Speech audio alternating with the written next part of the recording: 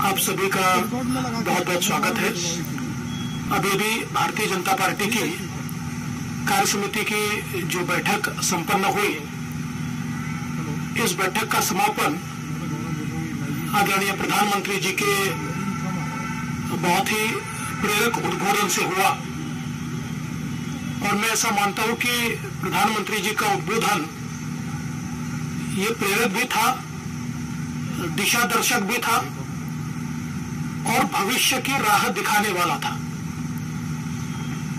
सबसे महत्वपूर्ण बात प्रधानमंत्री जी ने जो कही वो ये थी कि भारत के जीवन का सर्वोत्तम काल आ रहा है, हम सामने देख रहे हैं। ऐसे समय हम लोग मेहनत में पीछे न रहे, प्रयत्नों की पराकाष्ठा करें, अपने जीवन का क्षण क्षण और अपने शरीर का कण कण हम भारत की इस विकास गाथा में लगाए और भारत के इस सर्वोत्तम काल के साक्षी हम लोग बन सकते हैं। इस प्रकार की एक बहुत महत्वपूर्ण बात उन्होंने कही और साथ साथ ये भी कहा कि इस अमृत काल को कर्तव्य काल में परिवर्तित करें,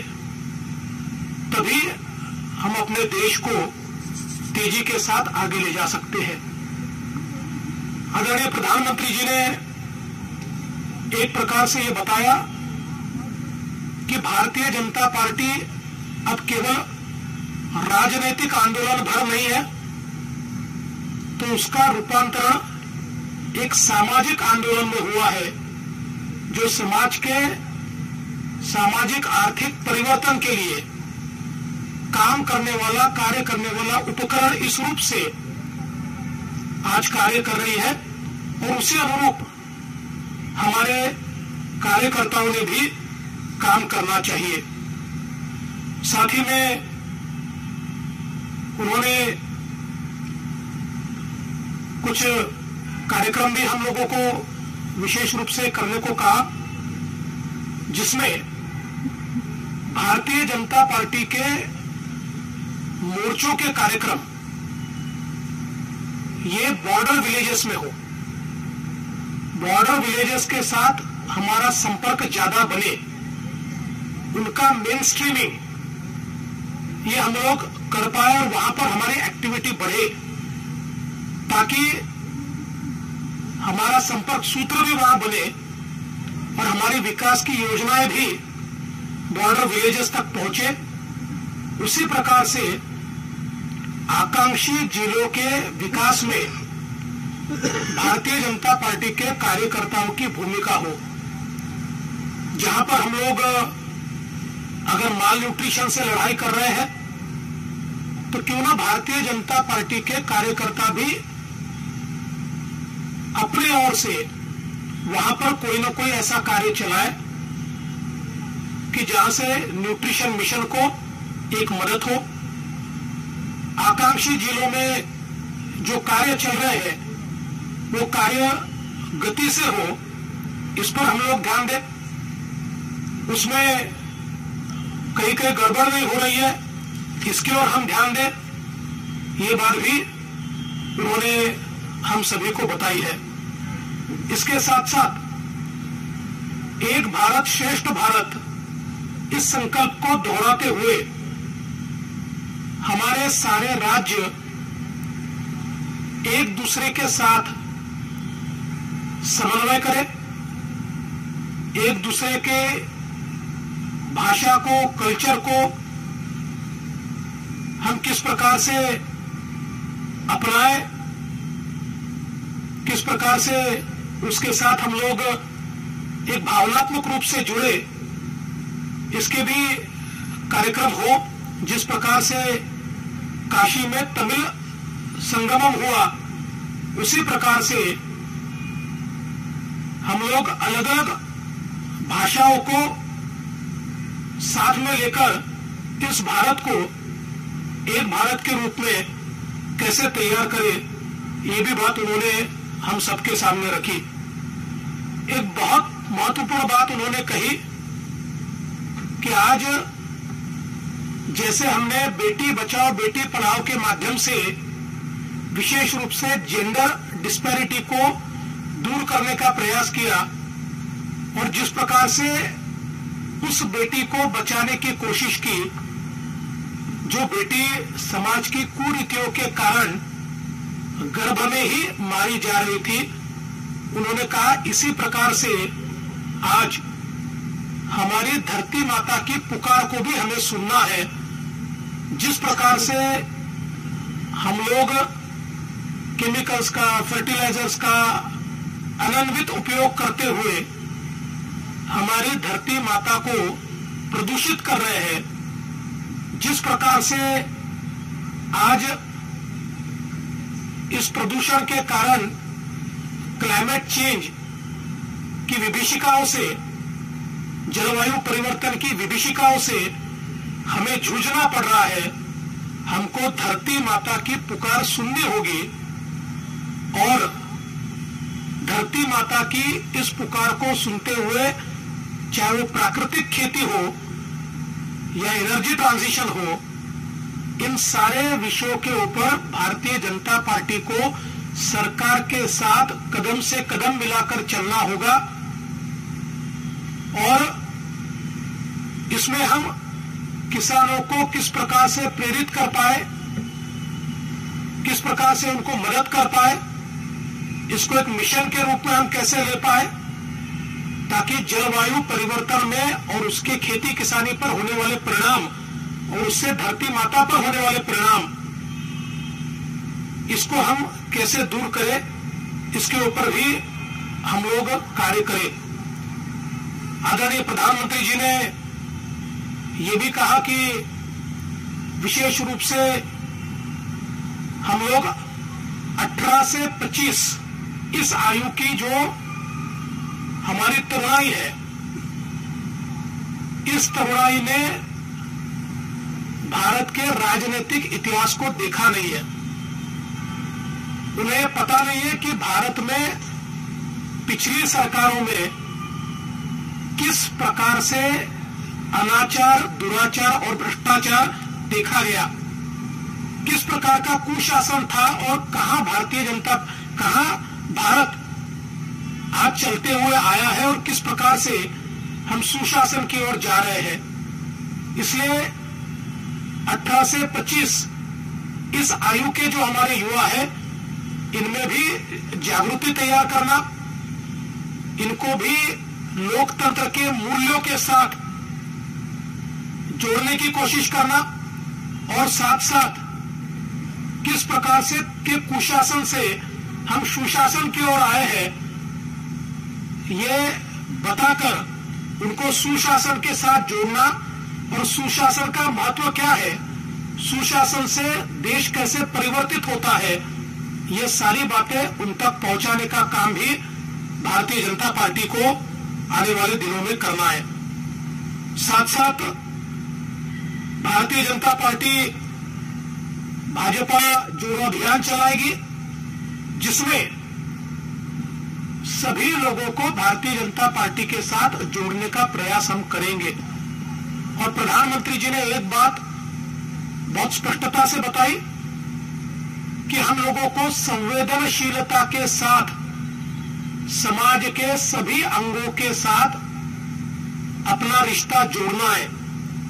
आज भारतीय जनता पार्टी सभी समाजों तक पहुंची है, लेकिन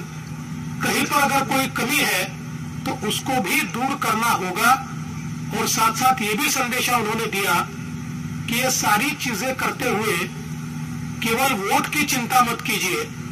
वोट के लिए ये सारी चीजें मत कीजिए, हमें देश और समाज को बदलना है, ये हमारा कर्तव्य है। कोई वोट दे या न दे, अगर हम इस सामाजिक काम को आगे करते जाएंगे, लोगों को जोड़ते जाएंगे, तो लोग हमारे साथ जुड़ेंगे। इसलिए कोई राजनीति का विचार न करते हुए हम समाज नीति को लेकर किस प्रकार से अपने देश के इस अमृत काल को नए रूप से परिभाषित कर पाए,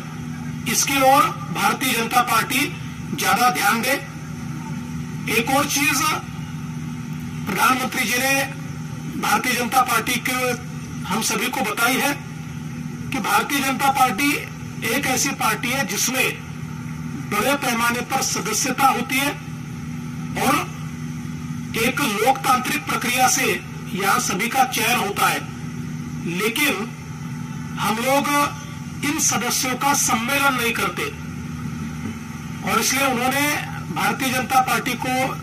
यह सूचना की है कि जो हमारे प्राथमिक सदस्य हैं, जो हमारे प्राइमरी मेंबर्स हैं, ये प्राइमरी मेंबर्स का भी हम लोग एक सम्मेलन करें, हर डिस्ट्रिक्ट में वो सम्मेलन करें और उसकी भी रचना आने वाले दिनों में भारतीय जनता पार्टी करेगी। कुल मिलाकर मैं ये कहना चाहता हूं कि आज का भाषण ये किसी राजनीतिक नेता का भाषण नहीं था, किसी पॉलिटिकल लीडर का भाषण नहीं था, एक स्टेट्समैन का भाषण था जिसमें पार्टी से भी ऊपर देश और देश के लिए पार्टी, इस प्रकार की संकल्पना हमारे सामने प्रधानमंत्री जी ने रखी है और मेरा विश्वास है कि जो मार्ग प्रधानमंत्री जी ने दिखाया है उस पर भारतीय जनता पार्टी चलेगी और इन सारे संकल्पों को पूरा करेगी, क्योंकि प्रधानमंत्री जी ने एक बहुत अच्छी बात कही कि जो संकल्प करता है वही इतिहास रचता है और भारतीय जनता पार्टी को संकल्प भी करना है और भारत के लिए इतिहास भी रचना है। कोई सवाल हो? न्यूज 24 से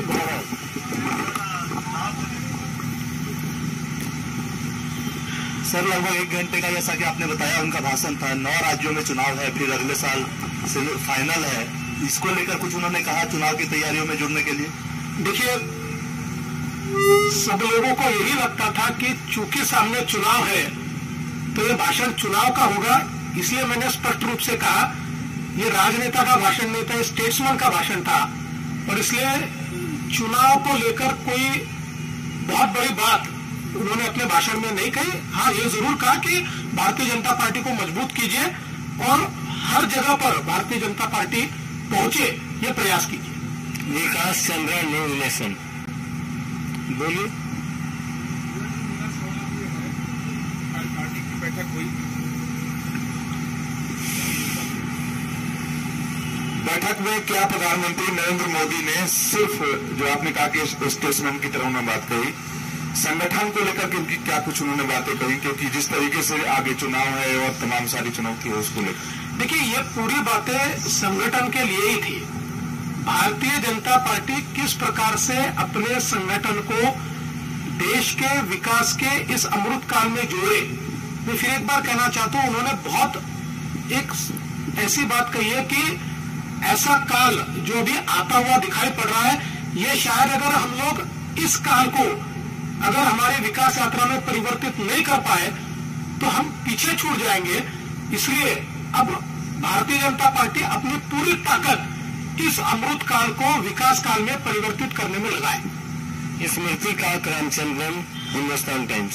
सर, पिछली बार पीएम ने बोला था कि there should be an outreach towards the minorities, specially the marginalised minorities among the Muslims. उसका कोई रिव्यू हुआ कि वो कितना हो पाया है और do you get a similar kind of a directive this time also? देखिए,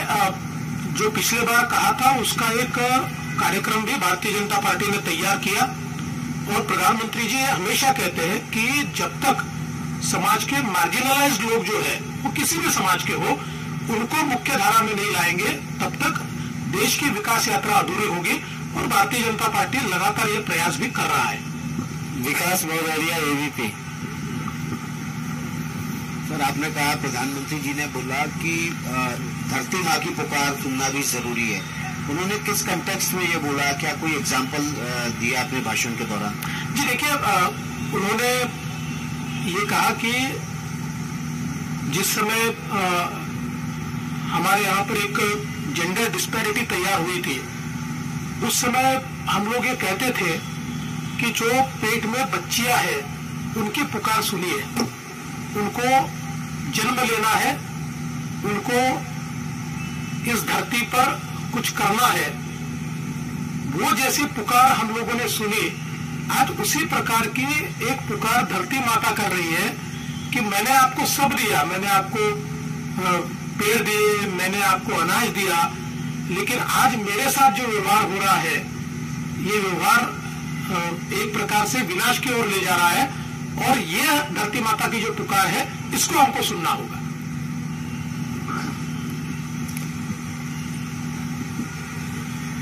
संतोष पाठक।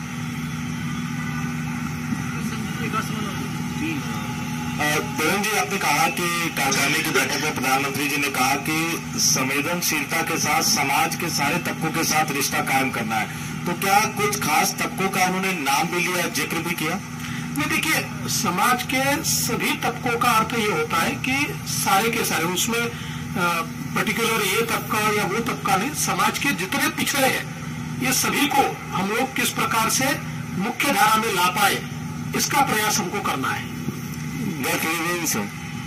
Devendra ji, I am Aditi Tandon from the Tribune. I just wanted to ask that opposition's negative propaganda and campaign against the Prime Minister featured in the political resolution. Did the Prime Minister comment on the opposition's role in Amrit Kal? प्रधानमंत्री जी ने केवल इतना ही कहा कि हम ये अपेक्षा करते हैं कि इस यात्रा में सभी लोग अपनी अपनी भूमिका निभाएं, और उन्होंने ये भी कहा कि हम कभी भी अपोजिशन को कमजोर नहीं समझते, लेकिन भारतीय जनता पार्टी ने अब ये ताकत तैयार की है कि हम अपने भरोसे ये सामाजिक आर्थिक परिवर्तन की लड़ाई तेजी से आगे ले जा सकते हैं। शीतला त्रिपाठी, आज तक।